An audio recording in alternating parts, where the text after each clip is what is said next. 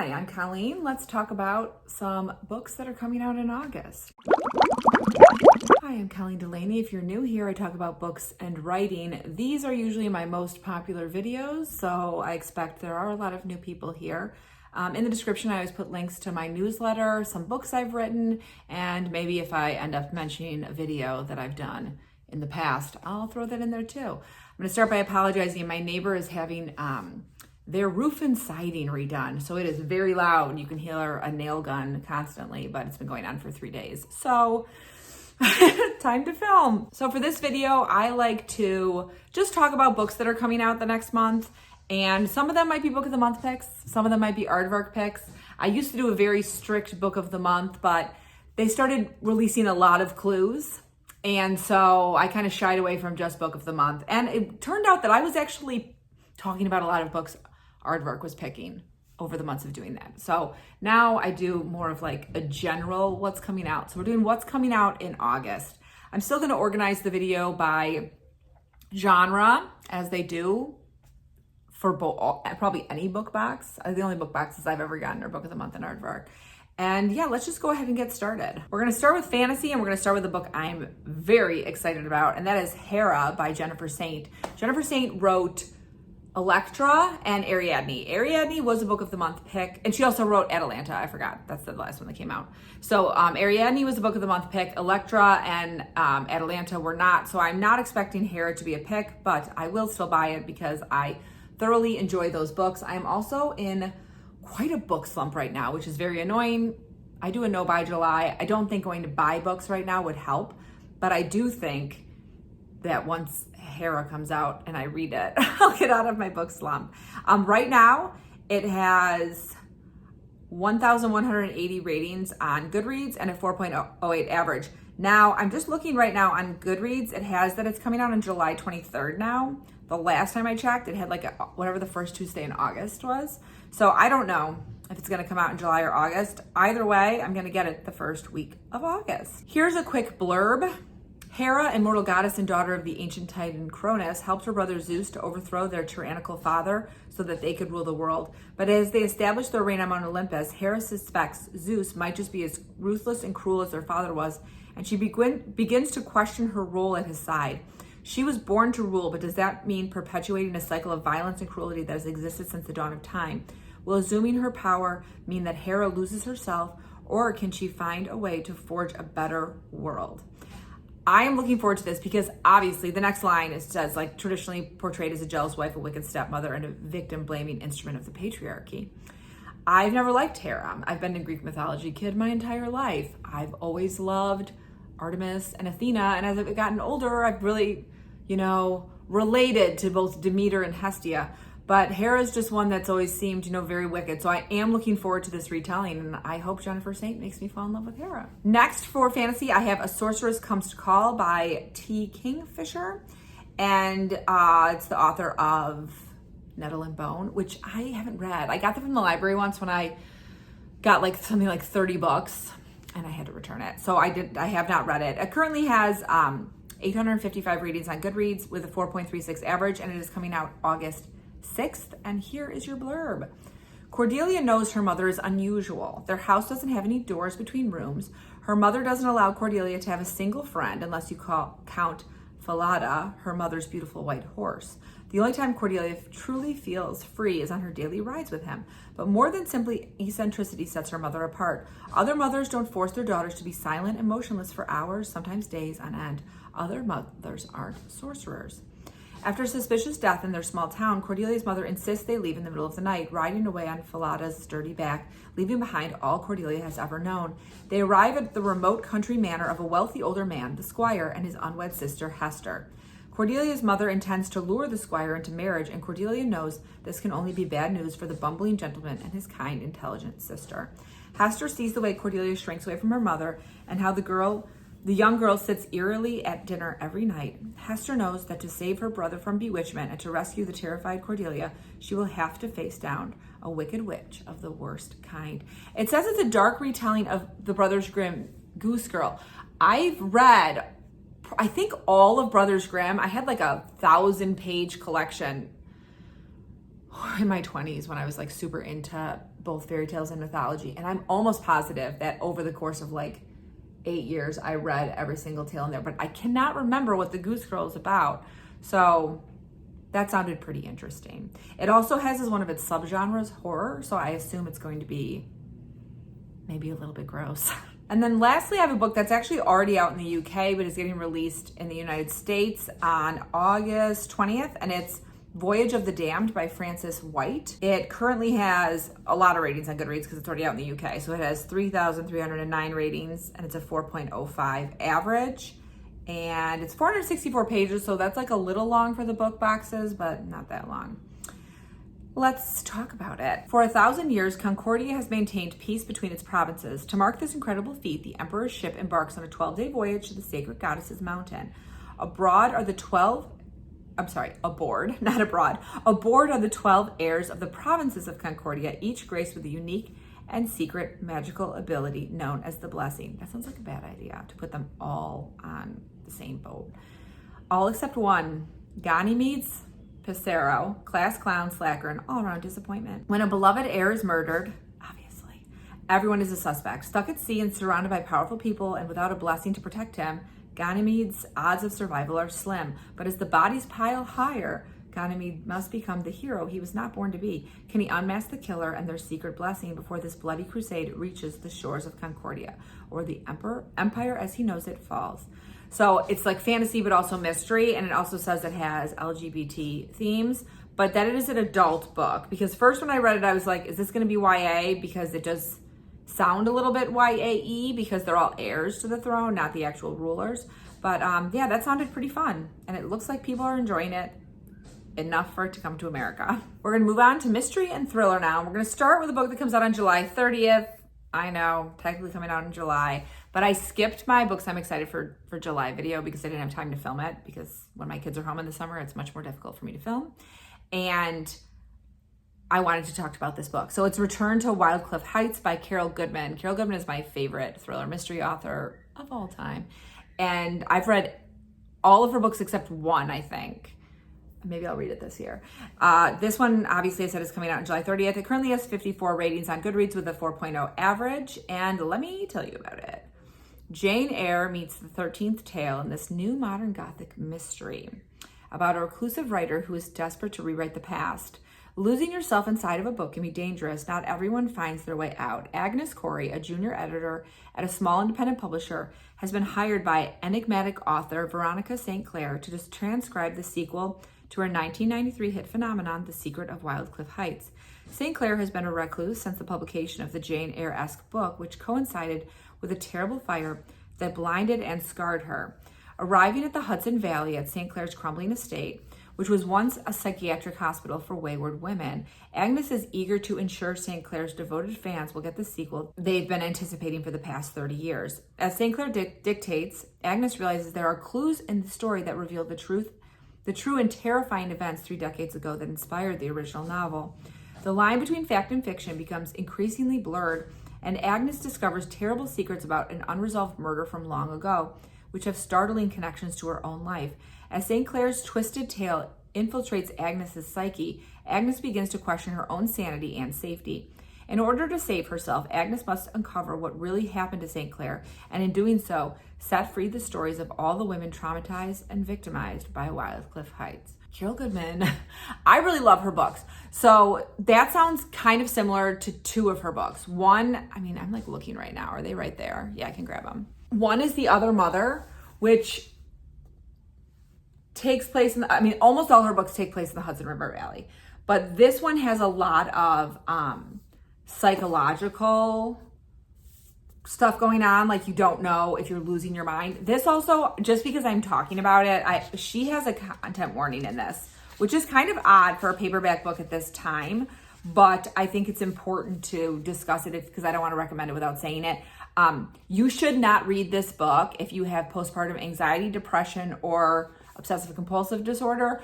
I would say don't read this book if you are pregnant or have had a baby in the last year, because it's very, very intense. And then the other book it kind of reminds me of is The Stranger Behind You, because that's about one of the houses for wayward women in New York City. And like the horrible past there. So those are two that if that sounds interesting to you, you might want to check out. But remember, don't read The Other Mother if you've had a baby recently or are about to.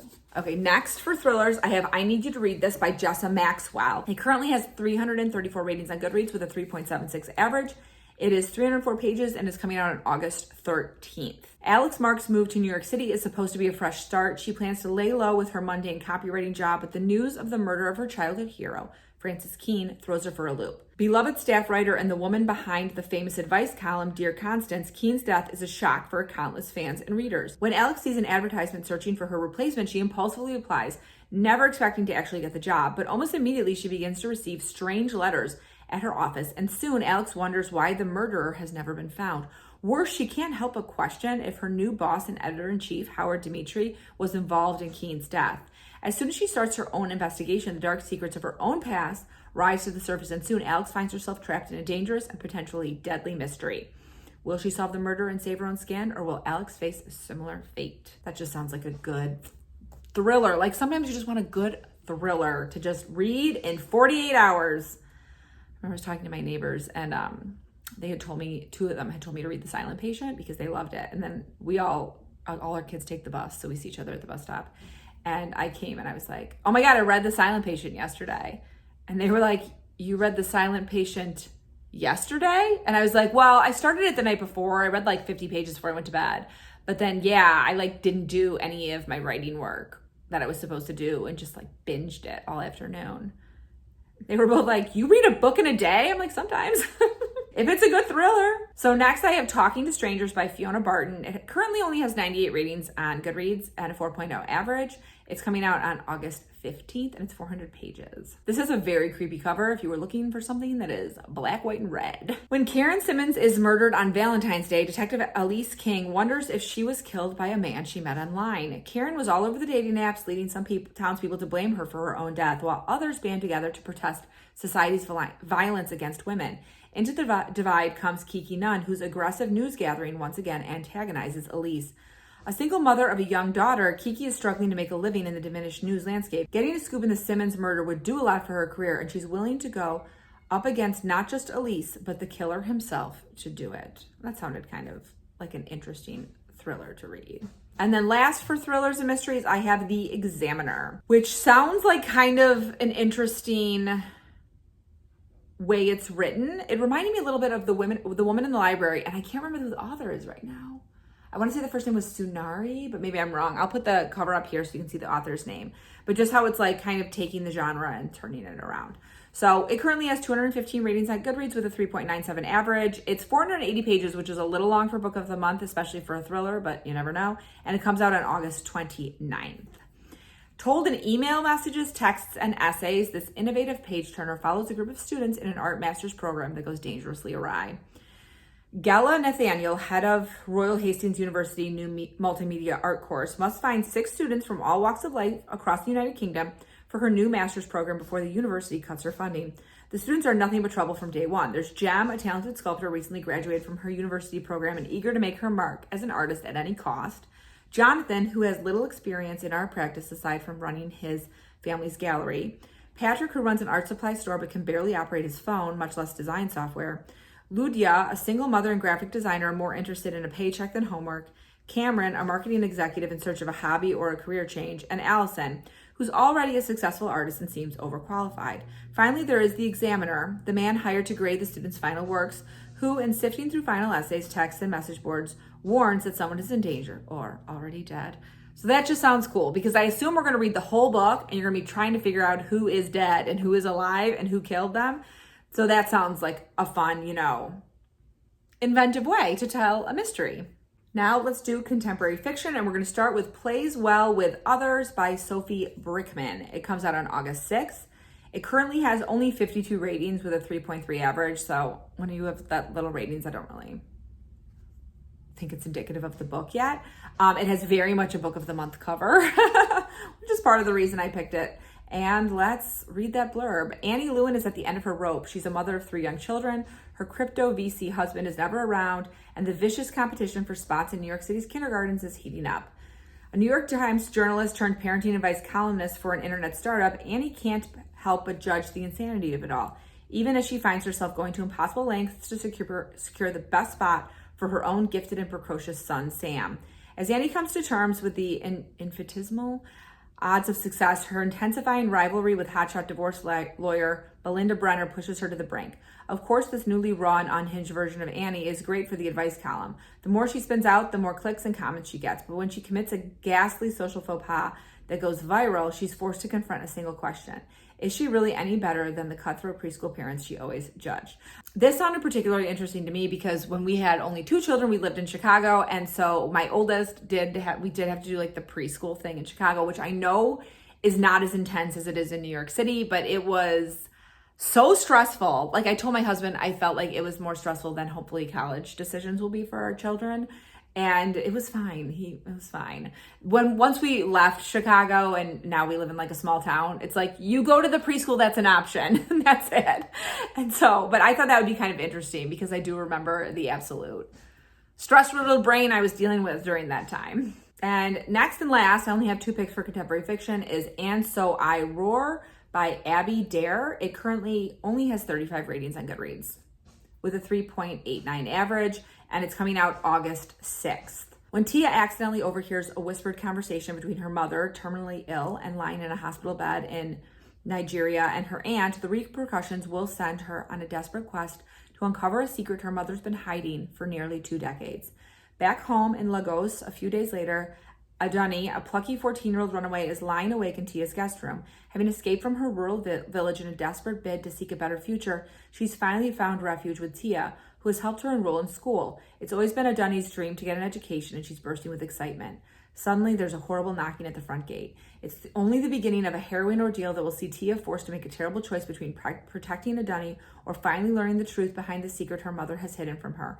And Adani will learn that her loudening voice, as she calls it, is more important than ever, as she must advocate to save not only herself, but all the young women of her home village. If she succeeds, she may transform her village into a place where girls are allowed to claim the bright future they deserve and shout their stories to the world. So that does sound kind of heavy, but I felt like Book of the Month kind of like sometimes they do very heavy contemporary fiction picks. And honestly, Aardvark picks everything. So I feel like you can't really like put them in a box when it comes to what their pick, or if you just want to read contemporary fiction about life in Nigeria, that sounded like a good one. Now we're going to move on to historical fiction. We're going to start with The Rose Arbor by Rhys Bowen. It currently has 83 ratings on Goodreads with a 4.14 average. It is coming out August 6th and it's 349 pages. We're in 1968. Liz Houghton is languishing as an obituary writer at a London newspaper when a young girl's disappearance captivates the city. If Liz can break the story, it's her way to the newsroom. She already has help from her best friend Marissa, a police officer assigned to the case. Liz follows Marissa to Dorset, where they make another disturbing discovery. Over 2 decades earlier, 3 girls disappeared while evacuating from London. One was found murdered in the woods near a train line. The other 2 were never seen again. As Liz digs deeper, she finds herself drawn to the village of Tideham, which was requisitioned by the military. Is that right word? Requisitioned? Yeah. By the military during the war and left in ruins. After all these years, what could possibly link the missing girls to this abandoned village? And why does a place Liz has never seen before seem so strangely familiar? So this is called a historical mystery, but I felt like it fit better in historical fiction than in thriller just because of the World War II/1960s setting. I like mysteries that like are cold cases and get solved. I always think those are really fun to read. And next, we're going to do a book that I'll buy if it's a pick. The Last Witch in Edinburgh by Marielle Thompson. Currently has 108 ratings on Goodreads with a 3.88 average. It's coming out on August 20th and it's 384 pages. In an alternate Edinburgh of 1824, every woman lives in fear that she will be the next one hanged for witchcraft. All it takes is invoking the anger or the desire of the wrong person. Nellie Duncan, beautiful and unwed, keeps to herself until she encounters the Ray Woman's Apothecary. There, fiery Jean Ray and the other women provide cures and teach others that they can aid the winter deity. I'm not going to be able to pronounce this, even though I've read this 8,000 times because I went through a phase. I was really into Irish and Scottish folklore and fairy tales. The Cailleach, now I'll spell it for you, Cailleach. embracing her characteristic independence, agency, and craft, and in turn becoming witches themselves. Nellie finds a place and purpose at the shop and a blossoming romance with Jean as she learns about nature-based craft and a witch's ability to return to life after death. But the Cailleach has an ancient enemy intent on stripping the power of the deity and all of her witches, leaving a wake of patriarchal violence and destruction. When heartbreaking disaster strikes, Nellie flees and spends the next 2 centuries hiding from the world until love gives her the courage and the motivation to come back. Nellie's past is waiting for her there, and hanging witches is no longer the only means of oppression. But this time, Nellie refuses to run from either from her foes or from her resolve to awaken others to the unimaginable power that can come with fighting the patriarchy in its many forms and finding one's own magical inner strength. This is historical fantasy. So it's kind of like, Juliette Marillier. She writes historical fantasy. She's my favorite author. This whole shelf is her books. But you have a very rich historical setting, but some fantastical elements taking place. I want to read that. Next, for more straightforward historical fiction, we have The Last Light Over Oslo by Alex Rickloff. It currently has 38 ratings on Goodreads with a 4.03 average, and it is coming out on August 6th. This cover really shouted Aardvark at me, so we'll see if I'm right. A gripping historical novel set in Norway and Sweden in 1940 based on true events. Cleo Giffray was an American. A war in Europe had nothing to do with her. She told herself that right up until the man she loved went missing in Poland and Cleo was forced to turn the only person who might be able to help her, her Aunt Daisy, the U.S. minister in Norway. Daisy Harriman had never shied away from a challenge, be it canvassing for women's suffrage or driving Red Cross ambulances in World War I. So as only the second female ambassador, she is determined to prove the naysayers wrong and succeed in her post. When her disgraced niece, Cleo, lands on her doorstep, penniless and demanding her to help find her lost lover, Daisy must balance her responsibilities as a diplomat with her desire to help her family. Their search for answers is interrupted when Germany invades Norway, and the two of them find themselves on the run in a countryside that is quickly becoming a battleground. Then, as Daisy is given the task of escorting the Norwegian crown princess and her young children to America, Cleo's lover resurfaces with a story that doesn't add up and dangerous enemies on his trail. I like that idea because I think I've talked about how I've gotten a little overdone with World War II books, but I like the fact that it's set in Norway and, it's about the German invasion of Norway. You had a little bit more of a different setting than the ones that are set in either the UK or France or Italy or Germany or Poland. So I thought that sounded kind of interesting. We'll see if Aardvark picks it or Book of the Month. Next, I have There Are Rivers in the Sky by Alif Shafak, I think is how you say the last name. 215 ratings on Goodreads with a 4.54 average, coming out on August 20th. In the ancient city of Nineveh, on the banks of the river Tigris, King Ashurbanipal of Mesopotamia, erudite but ruthless, built a great library that would crumble with the end of his reign. From its ruins, however, emerged a poem, the Epic of Gilgamesh, that would infuse the existence of 2 rivers and bind together 3 lives.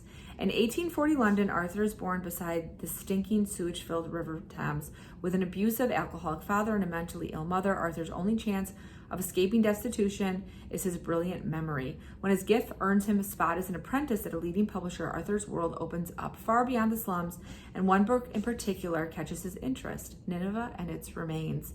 In 2014 Turkey, Naren, a 10-year-old Yazidi girl, is diagnosed with a rare disorder that will soon cause her to go deaf. But before that happens, her grandmother is determined to baptize her in a sacred Iraqi temple. But with the rising presence of ISIS and the destruction of the family's ancestral lands along the Tigris, Naren is running out of time. In 2018 London, a newly divorced Zalika, a hydrologist, moves into a houseboat on the Thames to escape her husband. Orphaned and raised by her wealthy uncle, Zalika had made the decision to take her own life in 1 month until a curious book about her homeland changes everything. I think those books are so cool that are multiple timelines. So we have 4 timelines that are going to be tied together by a book that reminds me of The People of the Book by Geraldine Brooks, which I absolutely loved, which is about Haggadah, which is a Jewish book that's used during the Seder, during Passover. So this kind of reminded me of the same sort of feel, and I think it'll be wonderful. Also, I had to read the Epic of Gilgamesh when I was in high school, and I don't remember much of it. And lastly, for historical fiction, I have The Volcano Daughters by Gina Maria Balibrea. And it has only 64 ratings right now on Goodreads with 3.98 average. It's coming out on August 20th. It also has magical realism that is one of its subgenres. If you like magical realism, like me. El Salvador, 1923. Graciela grows up on a volcano in a community of indigenous women, indentured to coffee plantations owned by the country's wealthiest, until a messenger from the capital comes to claim that at 9 years old, she's been chosen to be an oracle for a rising dictator, a sinister, violent man wedded to the occult. She'll help foresee the future of the country. In the capital, she meets Consuelo, the sister she's never known, stolen away from their home before Graciela was born. The two are a small fortress within the dictator's regime, but they're no match for El Gran my Spanish is so bad. Pendejo's cruelty. Years pass and terror rises as the economy flatlines, and Graciela comes to understand the horrific vision that she's unwittingly helped shape just as genocide strikes the community that raised her. She and Consuelo barely escape, each believing the other to be dead. They run, crossing the globe, reinventing their lives, and ultimately reconnecting at the least likely moment. So that just sounded like, I love magical realism. So that sounded like it would be a really good, probably pretty heartbreaking also, historical fiction read. Now let's move to some lighter stuff and talk about romance. Let's start with The Truth According to Ember by Danica Nava. It currently has 170 ratings on Goodreads with a 4.29 average, and it is coming out on August 6th. Emberly Cardinal has not always been a liar. Well, not for anything that counted at least, but her job search is not going well, and when her resume is rejected for the 37th time, she takes matters into her own hands. She gets creative listing her qualifications and answers the ethnicity question on the applications with a lie. A half lie, technically. No one wanted Native American Ember, but white Ember has just landed her dream job in accounting on Park Avenue, Oklahoma City, that is. Accountant Ember thrives in corporate life, and her love life seems to be looking up too. Donowoa Coulson, the IT guy and fellow native who caught her eye on the first day, seems to be actually interested in her. Despite her unease over the no dating policy at work, they start to see each other secretly, which somehow makes it even hotter. But when they're caught in a compromising position on a work trip, a scheming colleague blackmails Ember, threatening to expose their relationship. As the manipulation continues to grow, so do Ember's lies. She must make a hard decision to either stay silent or finally tell the truth, which could cost her anything. Everything, not anything, everything. So that sounds very fun. Just a fun romantic contemporary story. Next, I've got The Breakup Pact by Emma Lord. It currently has 1,710 ratings on Goodreads with a 3.54 average, and it's coming out August 13th. Gotta love those romance arcs. June and Levi were best friends as teenagers until the day they weren't. Now June is struggling to make rent on her beachside tea shop. Levi is living in a New York City cliche as a disillusioned hedge fund manager and a failed novelist, and they've barely spoken in years. But after they both experience public humiliating breakups with their exes that spread like wildfire across TikTok rabbit holes and daytime talk shows alike, they accidentally make some juicy gossip of their own. A photo of them together has the internet convinced they're a couple.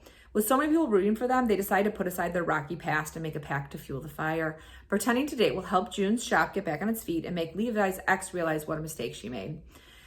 All they have to do is convince the world that they're in love, one swoon-worthy photo op at a time. 2 viral breakups, 1 fake relationship, and 5 sparkling, heart-pounding dates. June and Levi can definitely pull this off without their hearts getting involved, because everyone knows fake dating doesn't come with real feelings, right? I'm not usually a fake dating person, but I know, like, obviously I've never fake dated anyone. Reader, I should say. But I know there are a lot of readers who really enjoy this trope, which is why I put it on the list. Also, it's a very cute summary cover. Now, not a summary cover at all, but I do feel like, people wanting to get like the fall feels gets earlier and earlier this year. I'm not making a Summerween video because I try to live in the moment, but a lot of booktubers do. But this one would be if you're already ready for fall. It's called Given Our History by Kristen J. Miller. It has 399 ratings with a 3.91 average. It's coming out August 27th, which is literally the end of summer. And look at the fall feels on that cover. Assistant Professor Claire Fernsby is nothing if not driven. She's wanted to teach history since she was 14, and she hasn't let anything stand in her way, not even the love of her life. And it was all paid off in the end because she landed a well-paid position at a private liberal arts college fresh out of grad school. And this year, she's finally up for tenure. When Theodore Harrison is brought on for the fall semester as a visiting scholar, it's an unwelcome blast from her past. She hasn't spoken to Teddy since a falling out 10 years ago. Now that he's here, she's reminded of their shared history at every autumn's spent at a sleepaway camp in the Blue Ridge Mountains, where she traded battered books and burned CDs with the quiet, dark-haired boy and fell in love with him. That boy might have been her best friend, but this man's teaching history. I have to reread that because that's so funny. That boy might have been her best friend, but the man teaching Hist-322 is a total stranger. But as they spent evenings working on a shared project and brainstorming over drinks at a college bar, Clara realizes she's at risk for falling in love again. Given their history, she knows that there's every chance he's not interested, but history's all down to interpretation, and this time around, she's got no intentions of repeating it.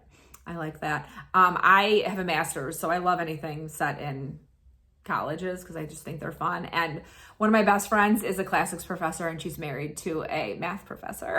So they have a collegiate romance, or not collegiate, whatever, professor romance. And lastly, I have another one that's definitely more like fall feels, but it's coming out in August. It's called Rules for Ghosting by Shelley J. Shore. Currently has 175 ratings on Goodreads with a 4.32 average, and it is coming out on August 20th. Rule number 1, they can't speak. Rule number 2, they can't move. Rule number 3, they can't hurt you. Ezra Friedman sees ghosts, which made growing up in a funeral home a bit complicated. It might have been easier if his grandfather's ghost didn't give him such scathing looks of disapproval as he went through a second HRT-induced puberty, or if he didn't have the pressure of all those relatives, living and dead, judging every choice he makes. It's no wonder that Ezra runs as far away from the family business as humanly possible. But when the floor of his dream job drops out from under him and his mother uses the family Passover Seder to tell everyone that she's running away with the rabbi's wife, Ezra finds himself back in the thick of it. With his parents' marriage imploding and the Friedman Family Memorial Chapel on the brink of financial ruin, Ezra agrees to step into his mother's shoes and help out, which means long days surrounded by ghosts that no one else can see. And then there's his unfortunate crush on Jonathan, the handsome funeral home volunteer who just happens to live downstairs from Ezra's new apartment.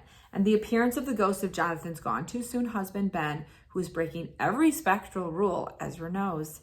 Because Ben can speak, he can move. And as Ezra tries to keep his family together and his heart from getting broken, he quickly realized there's more than one way to being haunted and more than one way to become a ghost. So that sounds I can't tell if that's going to be like super fun or like fun, but also a little bit sad. Probably both. I feel like whenever someone loses their spouse young, it's going to be pretty sad, but also good. It has a cute cover also. Very fallish. Okay, so now we're done with romance. We're going to do a couple of genres I don't usually do, but there were just some books coming out that I felt like I had to talk about, and the first one is horror. Okay, so first we're going to talk about The Seventh Veil of Salome, which is listed as both horror, historical fiction, romance, mystery. It's got a lot, but it's by Sylvia Moreno Garcia, so I tend to put her stuff in horror because I know her stuff can be pretty scary. So we'll see. If this does get picked, it might be put in a different section. 1950s Hollywood. Every actress wants to play Salome, the star-making role in a big-budget movie about a legendary woman whose story has inspired artists since ancient times. So when the film's mercurial director casts Vera Larios, an unknown Mexican ingenue, in the lead role, she quickly becomes the talk of the town. Vera also becomes an object of envy for Nancy Hartley, a bit player whose career has stalled and will do anything to win the fame she believes she richly deserves. Two actresses, both determined to make it to the top of Golden Age Hollywood, a city overflowing with gossip, scandal, and intrigue, make for a sizzling combination. But this is a tale of three women, for it is also the story of the Princess Salome herself, consumed with a desire for the fiery prophet who foretells the doom of her stepfather, Herod, a woman torn between the decree of duty and the yearning of her heart. I've never read a Sylvia Moreno Garcia because I think they're probably too scary for me. But one of my best friends loves her and says that her settings are always very rich. So that sounds like it'll be really good. And then secondly, for horror, I have House of Bone and Rain by Gabino Iglesias. It currently has 95 ratings on Goodreads with a 4.49 average. It's coming out on August 6th, and it has a crazy looking cover. For childhood friends Gabe, Xavier, Tavo, Paul, and Bimbo, the death has always been close. Hurricanes, car accidents, gun violence, suicide. Oh, there's like a long thing in Spanish. I'm just going to read it in English. Gabe's grandmother's refrain is, "We are surrounded by ghosts," but this time it is different. Bimbo's mom has been shot dead. "We're going to kill the guys who killed her," Bimbo swears, and they all agree. Feral with grief, Bimbo has become unrecognizable, taking no prisoner in his search for names. Soon they learn Maria was gunned down by guys working for the drug kingpin of Puerto Rico. No one has ever gone up against him and survived. As the boys strategize, a storm gathers far from the coast. Hurricanes are known to carry evil spirits in their currents and bring them ashore, spirits who impose their own order. It says it's going to blur boundaries between myth, mysticism, and grim realities of our world. That sounds very scary. I won't be reading it, but maybe you will be. Okay, another section I don't usually do, but we're gonna do Gothic fiction. And I have gotten 2 Gothic fictions from Book of the Month. The Cloisters, I think, is Gothic fiction, and what is that book called? Small Angels. On my Book of the Month shelf where I keep all my books is right over there, which is why, but it's very difficult to read because it's shadowed. Small Angels, that was also Gothic fiction. So you never know, they might pick one. And as I've said before, Aardvark picks whatever they feel like. The first is The Silence Factory by Bridget Collins. It has 835 ratings with a 3.63 average. It comes out in America on August 20th, but it has a secondary release date of May 9th listed. So I'm assuming it came out maybe in the UK already. 1820, Sophia Ashmore Percy reluctantly accompanies her husband James to a remote Greek island where he searches for rare biological specimens. Once there, however, she sets her own voyage of discovery, stumbling across the very creature he is looking for, making an unexpected connection with a local woman, and ultimately reconsidering her marriage, life, and her own desires. Decades later, audiologist Henry Latimer is sent to the home of industrial Sir Edward Ashmore Percy and tasked with curing the young man's daughter, Philomel, of her deafness. But Henry, eager to escape a troubled past, quickly becomes obsessed with the fascinating nature of Sir Edward's business, spinning silk with a rare and magical breed of spiders. The extraordinary silk shields sound, offering respite from bustling streets and noisy neighbors. The result is instant tranquility, as wearers experience a soothing calmness. Yet those within earshot of the outward-facing silk are subjected to eerie murmurs that amplify with proximity. Bystanders suffer the consequences of this unnerving phenomenon, manifesting in physical and mental afflictions ranging from headaches and drowsiness to severe cases of madness. As Henry becomes entangled in the lure of the silk and Sir Edward's charms, he glimpses a more sinister family history. The closer he ventures into the inner circle of Carthamute House, the more he unravels the horrifying underbelly of the silk business. Oh, that sounds so creepy. Okay, and then next I've got Lady Macbeth by Ava Reed. This is 847 ratings with a 3.81 average. It's coming out August 6th. This book's been everywhere. I'm sure you've seen, I feel like there's ads for it constantly. The lady knows the stories, how her eyes induce madness in men. The lady knows she will be wed to a Scottish brute who does not leave his warrior ways behind when it comes to the marriage bed. The lady knows his hostile, suspicious court will be a game of strategy, requiring all of her wiles and hidden witchcraft to survive. But the lady does not know her husband has occult secrets of his own. She does not know that prophecy girds him like armor. She does not know that her magic is greater and more dangerous and that it will threaten the order of the world. She does not know this yet, but she will. Macbeth is my favorite Shakespearean play. So that, of course, sounds interesting to me. And lastly, I have 2 nonfiction books. I'm doing a lot of sections I don't usually do, but when I was putting together this list and compiling it, I was finding like there weren't that many contemporary fiction books that sounded super interesting to me coming out this month. And so, but there were some books in other subgenres that we don't usually cover. So the first is A Well-Trained Wife, My Escape from Christian Patriarchy by Tia Levings. It's 204 ratings with a 4.5 average. It comes out August 6th. This seemed very timely when we've got all the stuff like the Duggars coming out, and a lot of people on TikTok are talking about escaping from specific subsects of Christianity, like evangelical Christianity in the United States. Today, it hit me when he hit me, blood shaking in my brain. Maybe there wasn't a savior coming. Maybe it was up to me to save me. Recruited into the fundamentalist quiverful movement as a young wife, Tia Levings learned that being a good Christian meant following the list of additional life principles, a series of secret special rules to obey. Being a godly and submissive wife in Christian patriarchy included strict discipline, isolation, and an alternative lifestyle that appeared wholesome to outsiders. Women were to be silent keepers of the home. Tia knew that to her neighbors, her family was strange, but she also couldn't risk exposing their secret lifestyle to police, doctors, teachers, or anyone outside of the church. Christians were called in scripture to be in the world, not of it. So she hid in plain sight as years of abuse and pain followed. When Tia realized she was the only one who could protect her children from becoming the next generation of patriarchal men and submissive women, she began to resist and question how they lived. But in the patriarchy, a woman with opinions is in danger, and she faced extreme consequences if she stayed and decided to flee with her children. This woman, Tia Levings, I'm going to put up her picture right here because you might recognize her if you are on Instagram or TikTok because she does lots of videos about what it was like to leave her husband, and her story is extremely sad, but I think that this memoir will be very eye-opening. And then my last book has a very funny title. It's a nonfiction memoir called Wanted, Toddler's Personal Assistant by Stephanie Kaiser. It has 92 ratings with a 4.09 average. It is coming out on August 6th. When Stephanie Kaiser moves to New York City after college to pursue a career in writing, she quickly learns that her entry-level salary won't cover the high cost of living, never mind her crushing student loan debt. But there is an in-demand job that pays very well, and that is nannying for the 1%. Desperate to escape the poverty of her own childhood and jump social classes, she falls into a job that hijacks her life for the next 7 years as a personal assistant to toddlers in Manhattan's Upper East Side. At first, nannying seems like the perfect solution. The high pay covers her bills, and she's surprised how attached she gets to the kids she cares for, even as she gasps over Prada baby onesies and preschools that cost more than her college tuition. But the grueling 12-hour days leave her little time to see her friends, date, or pursue any creative projects that might lead to a more prestigious career. Soon, the shiny allure of the seemingly glamorous job begins to dull as Stephanie comes to understand more about what really happens behind the closed doors of $1 million Park Avenue apartments, and that money doesn't guarantee happiness. So this just sounded kind of funny. It was like, what was that book called? The Nanny Diaries?